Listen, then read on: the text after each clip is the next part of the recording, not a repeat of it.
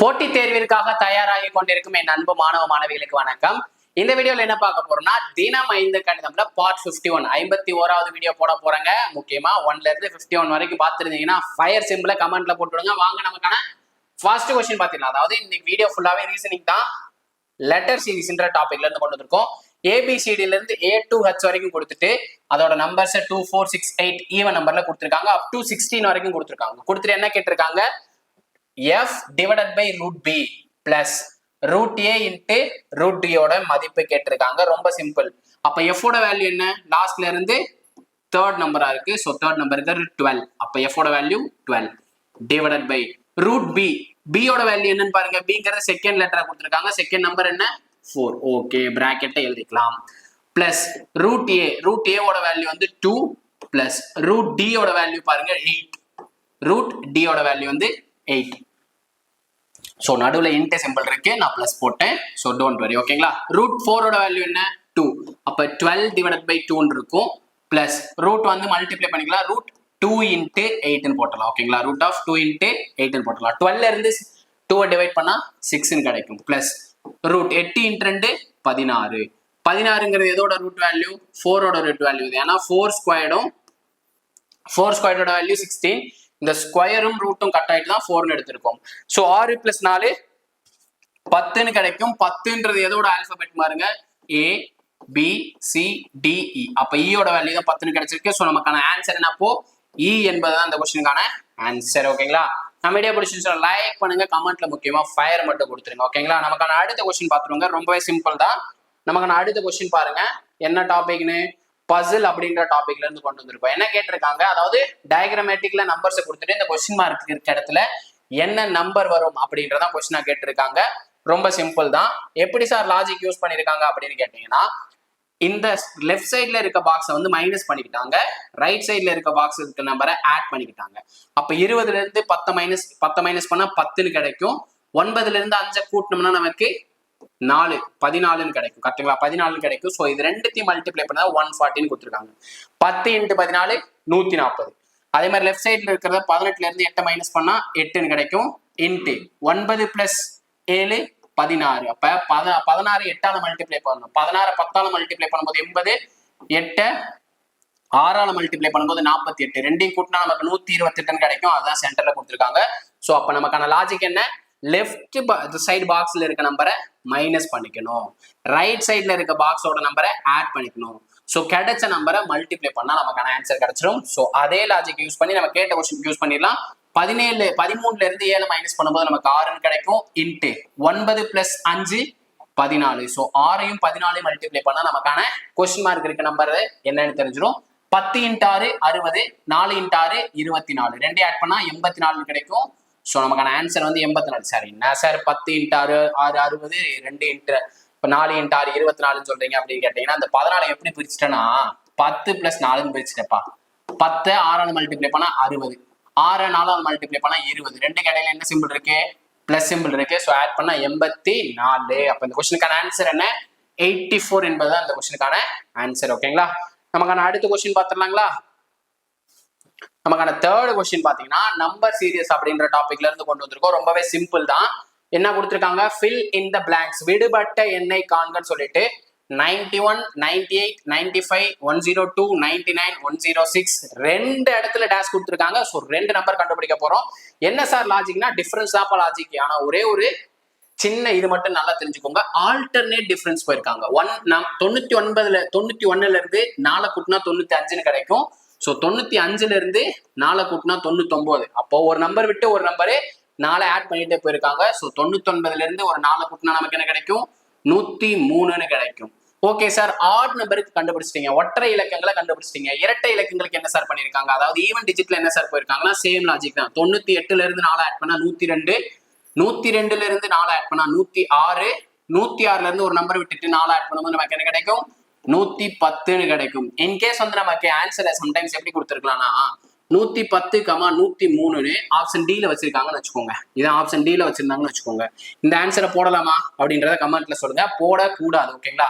நமக்கு என்ன ஆர்டர்ல நம்பர் வந்திருக்கோ அதே ஆர்டர்ல தான் நம்ம நம்பரை போடணும். நமக்கான ஆன்சர் சி அப்படின்றத ஆன்சர். ஓகேங்களா. உங்களுக்கான கொஸ்டின் பாத்தீங்கன்னா இங்க நான் 103 போட்டுக்கிறேன், இங்க ஒரு 110 போட்டுக்கிறேன். நெக்ஸ்ட் ரெண்டு இடத்துல டேஷ் கொடுத்துறேன். இங்க என்ன நம்பர் வரும் அப்படின்றத கமெண்ட்ல சொல்லிருங்க. ரொம்பவே சிம்பிள் தான். நமக்கான அடுத்த சம் பார்த்துருங்களா? நமக்கான அடுத்த சம் பாருங்க. சேம் அதே மாதிரி லெட்டர் சீரிஸ் தான் கொண்டு வந்திருக்கோம். என்ன கொடுத்திருக்காங்க? ABCD என்ற ஆங்கில எழுத்துக்கள் முறையே 2, 8, 16, 32, 64 கொடுத்திருக்காங்க. அதாவது ஏவோட value 2, A2, B8, C16, D32, E64 கொடுத்திருக்காங்க. கொடுத்துட்டு என்ன சொல்லியிருக்காங்க? Cube root of E minus square root of C minus root D into root ஏவோட வேல்யூ என்னன்னு கேட்டிருக்காங்க. ரொம்ப சிம்பிள் தான். நான் இந்த சைடு ABCD எழுதிக்கிறேன். ABCDE. இங்க என்ன கொடுத்துருக்காங்க? கியூப் ரூட் ஆஃப் ஈன்னு கொடுத்துருக்காங்க. கியூப் ரூட் எழுதிக்கிறேன். ஈக்கு பதில் நம்ம என்ன போட்டுடலாம்? 64ன்னு போட்டுடலாம். என்ன சிம்பிள் இருக்கு? மைனஸ் சிம்பிள் இருக்கு. ஸோ மைனஸ் போட்டுருவேன். ரூட் சி கொடுத்துருக்காங்க. ரூட் சியோட வேல்யூ என்ன? 16. பிராக்கெட்டை க்ளோஸ் பண்ணிடுறேன். அவங்க போட்டதை அப்படியே எழுதிடுறேன் நம்பரா. மைனஸ் ரூட் டியோட வேல்யூ என்ன? 32. Root டியோட value 32 into root A into root ஏவோட வேல்யூ என்ன? 2. ஸோ கியூப் ரூட் ஆஃப் 64, அதாவது 4 கியூபோட வேல்யூ தான் 64.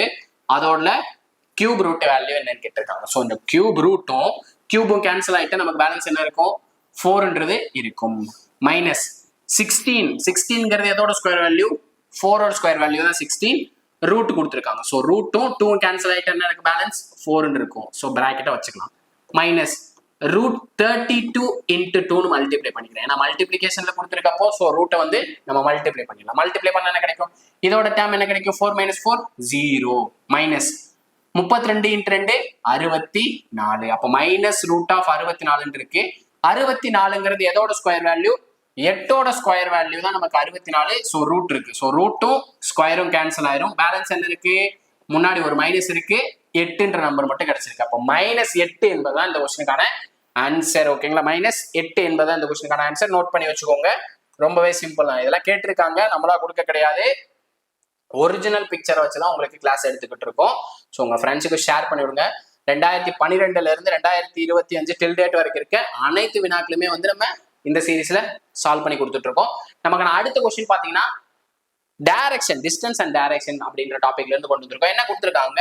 மோகன் என்பவர் P என்ற புள்ளியில் இருந்து புறப்பட்டு மேற்கே 2 மீட்டர் தூரம் செல்கிறார். அதாவது நமக்கு டைரக்ஷன் மொத்தம் 8 டைரக்ஷன் இருக்கு. அதுல நான் 4 டைரக்ஷன் மட்டும் எடுத்துக்கிறேன். North, south, west, east. ஓகேங்களா? வெஸ்ட், ஈஸ்ட் இதை மட்டும் நான் வச்சுக்கிறேன். வச்சுட்டு என்ன பண்ணிடுறேன்?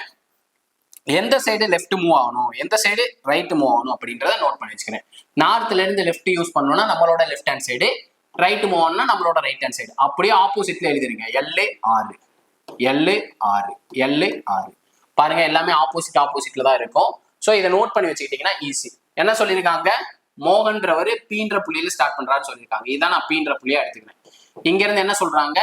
மேற்குல 2 மீட்டர் போறாங்கன்னு சொல்லியிருக்காங்க. ஸோ மேற்குன்றது எந்த சைடு இருக்கு? இந்த சைடு இருக்கு. ஸோ நம்ம மேற்குல 2 மீட்டர் வந்துடலாம். ஸோ 2 மீட்டர் வந்தாச்சு. நெக்ஸ்ட் என்ன சொல்லியிருக்காங்க? பின் வலது பக்கம் திரும்பி 3 மீட்டர் போறாங்கன்னு சொல்லியிருக்காங்க. அதாவது நம்ம வெஸ்ட் டைரக்ஷன் ஃபேஸ் பண்ணியிருக்கோம். ரைட் ஹேண்ட் சைடு மூவ் பண்ண சொல்றாங்க. ரைட் ஹேண்ட் சைடுங்கிறது டாப்ல இருக்கு. ஸோ நம்ம டாப்ல எவ்வளவு டிஸ்டன்ஸ் போகணும்? 3 மீட்டர் போகணும். ஓகேங்களா? 3 மீட்டர் வந்தாச்சு. நெக்ஸ்ட் என்ன சொல்லியிருக்காங்க? 3 மீட்டர் வந்தாச்சு. இடப்பக்கம் திரும்பி, அப்ப நம்ம நார்த் டைரக்ஷனை ஃபேஸ் பண்ணிட்டு இருக்கோம். இடப்பக்கம்ன்றது லெஃப்ட் ஹேண்ட் சைடு. அப்ப லெஃப்ட் ஹேண்ட் சைடு எவ்வளவு டிஸ்டன்ஸ் போகணும்? 5 மீட்டர் போக சொல்லியிருக்காங்க. ஸோ 5 மீட்டர் வந்தாச்சு. இறுதியாக இடப்பக்கம் திரும்பி, அப்ப நம்ம இப்ப எந்த டைரக்ஷனை ஃபேஸ் பண்ணியிருக்கோம்? வெஸ்ட் டைரக்ஷனை ஃபேஸ் பண்ணியிருக்கோம். அப்ப வெஸ்ட்ல லெஃப்ட் சைடு திரும்ப சொன்னா, இடது பக்கம் திரும்ப சொன்னா எங்கிட்ட மூவ் ஆனோம்? டவுன்வர்ட்ல மூவ் ஆனோம். டவுன்வர்ட்ல எவ்வளவு டிஸ்டன்ஸ் கொடுத்துருக்காங்க? 3 மீட்டர் டிஸ்டன்ஸ் வந்து கொடுத்துருக்காங்க. இவ்வளவு தூரத்தை கடந்து வர்றப்போ என்ன பாயிண்ட்டை ரீச் பண்றாரு? Qன்ற பாயிண்ட்டை ரீச் பண்றாரு. அப்ப இந்த பாயிண்ட் தான் Q. ஓகேங்களா? இந்த பாயிண்ட் தான் Q. நெக்ஸ்ட் என்ன கேட்டிருக்காங்க பாருங்க? Q என்ற புள்ளி P யில் இருந்து எவ்வளவு தூரம்னு கேட்டிருக்காங்க. அதாவது Pக்கும் Qக்கும் எவ்வளவு டிஸ்டன்ஸ் அப்படின்றத கேட்டிருக்காங்க. ஸோ அப்படியே டாட்டர் அடிச்சிடலாம். இதோட டிஸ்டன்ஸ் தான் கேட்டிருக்காங்க. ஓகேங்களா? அதாவது இந்த பாயிண்ட் வரைக்கும் Pன்ற புள்ளியில இருந்து இந்த பாயிண்ட் வரைக்கும் 2 மீட்டரு. நமக்கு இது பாருங்களேன், இங்கேயும் 3 மீட்டர் தான், இங்கேயும் 3 மீட்டர் தான். இங்க பாருங்க, இங்க 5 மீட்டர் இருக்கு. அப்போ இது ஒரு ரெக்டாங்கிள், செவ்வகம்னு சொல்லிடலாங்களா? அப்ப செவ்வகத்தோட எதிர் பக்கங்கள் வந்து சமமா இருக்கும். ஸோ டாப்ல 5 மீட்டரா இருந்தா பாட்டம்லயும் 5 மீட்டர் தான் இருக்கும். ஸோ அப்போ இந்த கியூன்ற பாயிண்ட்டுக்கும் இந்த டிஸ்டன்ஸ்க்கு உள்ள டிஸ்டன்ஸ் வந்து 5 மீட்டர். அப்போ அப்படியே ஆட் பண்ணுங்க, 5 + 2 7 மீட்டர் அப்படின்றதான் பிக்கும் கியூக்கும் இடையே உள்ள தூரமா இருக்கும். ஓகேங்களா, இவ்வளவுதாங்க நமக்கு டிஸ்டன்ஸ் அண்ட் டைரக்ஷனு.